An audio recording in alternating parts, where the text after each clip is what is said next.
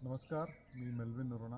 माझ्याबरोबर आहे योगाचार्य श्री गुरुनाथ महाजन. आजचा माझा प्रश्न ये है सर कि आसन करते वेळी, आसन जब हम कर रहे हैं तभी हम योग की स्थिति कैसे प्राप्त करें और ये कैसा हम ख्याल रखें कि हमको कोई चोट ना लगे. अच्छा. जी. असं आहे की आसन करत असताना सगळ्यात पहिले तर आपल्या शरीराची स्थिती महत्त्वाची असते. प्रत्येकाचं शरीर हे वेगळं बनलेलं आहे. मी तुमच्या दुसऱ्या प्रश्नाचं उत्तर देतो. तुम्ही दुसरा प्रश्न विचारला की आसन करताना दुखापत कशी टाळावी? तर असं आहे की आपल्या शरीराची स्थिती ओळखून, आपली फ्लेक्सिबिलिटी किती आहे, आपल्या शरीराच्या आसन घेण्याची क्षमता कशी आहे, आपल्यासाठी कोणतं आसन महत्त्वपूर्ण ठरणार आहे, याचंही महत्त्व आहे. आता उदाहरणार्थ समजा एका व्यक्तीचं वय 60 वर्ष आहे आणि त्याला वृश्चिकासनासारखं आसन जर करायला सांगितलं, तर नक्कीच त्याला दुखापत होईल. कारण ते आसन त्याच्या क्षमतेच्या पलीकडे आहे. म्हणून आपल्या वयपरत्वे, आपली जी फ्लेक्सिबिलिटी आहे, त्यानुसार आपल्या शरीराच्या रचनेनुसार आसनांचं चयन करणे आवश्यक आहे. ज्यावेळेस आपण योग्य आसन निवड करतो, त्यावेळेस त्या आसनामध्ये आपल्याला प्रॅक्टिस करत असताना किंवा त्या आसनाचा सराव करत असताना आपल्याला त्या क्षमतेनुसार आपण करतो. आता तुम्ही पहिला प्रश्न विचारला की आसन कसं करावं? तर महर्षी पतंजली असं म्हणतात, स्थिरम सुखम आसनम. त्यांनी एक आसनाची व्याख्या केलेली आहे की ज्या स्थितीमध्ये तुमच्या शरीराची स्थिरता आणि सुखकारकता नाही आहे, ती स्थिती तुमची आसन होऊच शकत नाही. म्हणून तुम्ही ज्या पोश्चरमध्ये बसला आहात, तुम्ही ज्या आसनात बसला आहात, त्यामध्ये 1-2 गोष्टी सुनिश्चित करणे आवश्यक आहे. माझी स्थिरता महत्त्वाची आहे. माझी माझी चंचलता दूर झाली पाहिजे. माझी स्थिरता आवश्यक आहे आणि माझ्या श्वासाची गती मला संयमित करता आली पाहिजे. मग ते आसन आहे. आता आसनामध्ये तुम्ही किती वेळ बसू शकता? तर तुमच्या क्षमतेनुसार तुम्ही आसनामध्ये जितका जास्ती वेळ बसाल, तितकं तुमचं आसन ते सिद्ध होत जातं. आसन सिद्ध करणे सुद्धा फार महत्त्वाचे असते. असे अनेक आसनं आहेत आणि जसं मी म्हटलं की वयानुसार, की आपल्या वयानुसार, आपल्या शरीराच्या स्थितीनुसार आपण आसनं निवडायची आहेत. जसं मी आज 60 वर्ष वयाच्या व्यक्तीचं उदाहरण दिलं. अशा वयाच्या व्यक्तीला मला जर आसन शिकवायचं असेल, तर मी आधी लुझिंग एक्सरसाइज, सूक्ष्मक्रिया हे सगळं करत असताना त्यांच्या शरीराची जी काही फ्लेक्सिबिलिटी ते बघेल, त्यानुसार आसनं करेल. आणि कसं आहे की त्या आसनाचे पोश्चर घेत असताना आपण परफेक्ट असं आसन करावं असं नाही. आपल्या शरीराच्या स्थितीनुसार तुम्हाला जितकं आसनामध्ये तुम्हाला जाता येईल तितकं जायचं आहे, स्थिर थांबायचं आहे आणि त्या ठिकाणी तुमच्या श्वासाची गती तुम्हाला संथ करून घ्यायची आहे. इंजरी टाळायची असेल किंवा आसनाचा योग्य तुम्हाला वापर करून तुमच्या शरीराची स्थिती सुव्यवस्थित ठेवायची असेल, तर मला असं वाटतं की गुरुच्या माध्यमातूनच तुम्ही ही सगळी प्रक्रिया शिकून घेतली पाहिजे किंवा ही प्रक्रिया करत असताना आसन, प्राणायाम हे सगळं शिकत असताना योग्य गुरु तुम्ही शोधला पाहिजे.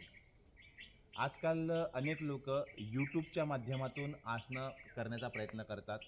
मी सुद्धा यूट्यूबर आहे. माझंसुद्धा YouTubeवर चॅनल आहे. पण एक गोष्ट मी प्रकाशाने टाळतो, की मी कुठलंच आसन, कुठलंच प्राणायाम YouTubeच्या माध्यमातून शिकवत नाही. मला माझा साधक, माझा विद्यार्थी माझ्यासमोर मला लागतो. त्याला मी त्याला मी दिलेल्या ज्या सूचना आहेत, तो योग्य रीतीने फॉलो करतोय की नाही? त्यात तो मायनर मिस्टेक्स असतात. त्या मायनर मिस्टेक तो करतो आहे का? ज्यामुळे ते आसन करत असताना त्या आसनाचा लाभ तर त्याला मिळणार नाही. मात्र त्या आसनातून त्याला दुखापत होईल ही वेगळी गोष्ट. मग अशा वेळेस आपण YouTubeचा वापर करून किंवा स्वतःच्या विचाराने कुठेतरी बघून, कुठेतरी ऐकून ती योग साधना करत असाल, तर मला असं वाटतं हे खूप चुकीचं आहे. असं न करता प्रत्येकाने योग्य गुरूचा शोध घ्यावा. प्रत्येकाने योग्य गुरूच्या मार्गदर्शनामध्ये आसनाचा जो योग्य क्रम आहे, आसनाचा योग्य क्रम ठरवून त्या क्रमानुसार साधना करायला हवी. आसनात स्थिरता प्राप्त झाल्यानंतर तुम्ही प्राणायामाचा अभ्यास करायला हवा. आता एक वेळ तुम्ही आसन तुमच्या मर्जीने केलं तर ठीक आहे. दुखापत होईल तर तुमच्या कुठलातरी मसल्स इंजर्ड होईल.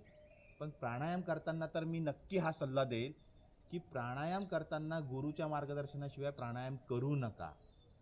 कारण प्राणायामाचे दुष्परिणाम तात्काळ मिळतात आणि त्याचे खूप गंभीर स्वरूपाचे परिणाम तुम्हाला भोगावे लागतील. म्हणून मी मागच्या एका व्हिडिओमध्ये आपल्या मी एक असं सांगितलं होतं की जे प्राचीन ग्रंथ आहेत आपल्या, त्या ग्रंथांचा तुम्ही नक्की उपयोग करा, ग्रंथांच्या अनुषंगाने साधना करा आणि प्रत्येक योग ग्रंथामध्ये प्राणायामाच्या पूर्व उपयुक्त आहार, मिताहाराची कन्सेप्ट सांगितलेली आहे, नाडी शोधन सांगितलेलं आहे आणि शुद्धिक्रिया सांगितल्या आहेत. जोपर्यंत मनुष्य उपयुक्त आहार, योग्य आहार, मात्रायुक्त आहार म्हणजे मिताहार करत नाही तोपर्यंत प्राणायाम करू नये. जोपर्यंत मनुष्य नाडी शोधनाच्या माध्यमातून पूर्ण नाड्या शुद्ध करून घेत नाही तोपर्यंत प्राणायाम करू नये. आणि जर तुमच्या शरीरामध्ये टॉक्सिन्स असेल, तुमचं शरीर मलाने भरलेलं असेल तरी प्राणायाम करू नये. त्याचे विपरीत परिणाम साधकाला मिळतात. हे झालं एकंदरीत योग साधनेच्या बाबतीमध्ये. म्हणून माझा नेहमी आग्रह असतो अनेकांना की योग्य गुरु असावा, शरीराच्या संरचना बघून, आपली फ्लेक्झिबिलिटी बघून आसनांची निवड करा, आसनामध्ये स्थिर झाल्यावर प्राणायाम करा, प्राणायामाचा सराव उत्तम झाल्यावर मुद्रांचा अभ्यास करा. मुद्रांचा अभ्यास करत असताना तुम्ही मग पुढची जी साधना आहे, जी उच्च साधना मानली जाते, कुंडलिनी साधना आहे, समाधीची साधना आहे, ध्यानाच्या माध्यमातून समाधी प्राप्त करून घेण्याची साधना आहे, त्याकडे वळलं पाहिजे असं मला वाटतं. तर त्यामुळे स्थिरम सुखम आसनम ही कन्सेप्ट लक्षात ठेवायची आहे. आणि महर्षी पतंजली अजून एक म्हणतात की अनंत समापत्ती ध्यान. तुम्हाला जर त्या अनंताची समापत्ती प्राप्त करून घ्यायची असेल तर तुम्ही सातत्यपूर्ण सराव करत आसन, प्राणायाम, मुद्रा, ध्यान या सर्व गोष्टींचा उपयोगाने तुम्ही शेवटची स्थिती गाठू शकतात असं मला वाटतं. धन्यवाद.